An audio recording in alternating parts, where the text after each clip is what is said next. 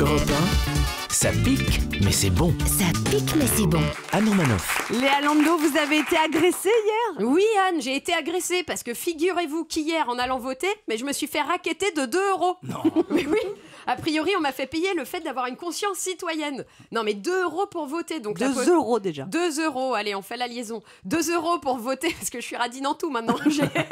2 € pour voter, donc la politique c'est comme la télé-réalité. Maintenant il faut payer pour sauver son candidat préféré.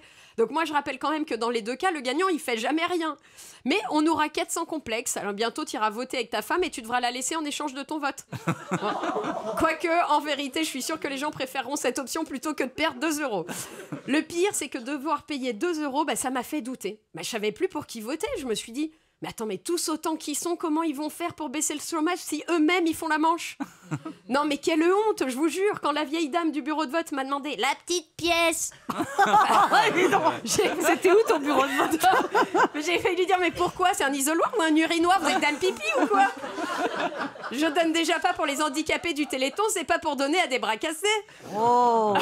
Non, et puis filer 2 € pour aller dans une cabine. 2 €. Oh. Et puis filer 2 € pour aller dans une cabine d'essayage où il y a même pas un miroir. Non, merci. Non, je vous jure, ça m'a démangé de faire comme pour la quête dans les églises. Hein, c'est-à-dire de glisser une petite pièce de 50 centimes, ni vue ni connue, parce que ça fait le même bruit qu'une pièce de 2.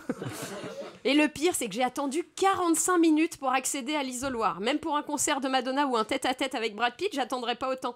Alors c'est sûr, certains vous diront, oui, mais 2 € les 45 minutes pour se faire niquer, c'est pas très cher payé. Alors, c'est sûr que vu comme ça, bon, en tout cas, la vieille du bureau de vote ne s'est pas démontée. Elle m'a répondu, bah, pour 2 €, vous avez le droit à 3 feuilles de papier minimum avec le nom des candidats écrit dessus. Ah, bah, merveilleux, bah, à ce prix-là, alors je vais tous les prendre. On sait jamais si un jour je suis en rate de papier toilette. Et puis, comme ça, bah, pour la 2e fois de ma vie, je pourrais mettre un poisson mort dans les WC. En tout cas, si on nous l'avait dit que ça nous coûterait que 2 € pour mettre Nicolas Sarkozy à la retraite. Mais 2 € pour mettre Nicolas Sarkozy à la retraite, il y en a plus d'un qui était prêt à payer plus. Hein. Moi, j'en ai plein le porte-monnaie des départs à la retraite. Bon, en tout cas, Copé, lui, quoi, on aurait pu mettre quoi, allez, 15 centimes. Bon, quoi qu'il en soit, à cause de la primaire de droite, j'ai culpabilisé. Bah oui, parce qu'en sortant du bureau de vote, un SDF m'a tendu la main. Je lui ai dit, ah bah désolé mon pote, mais ils m'ont tout pris, ces crevards.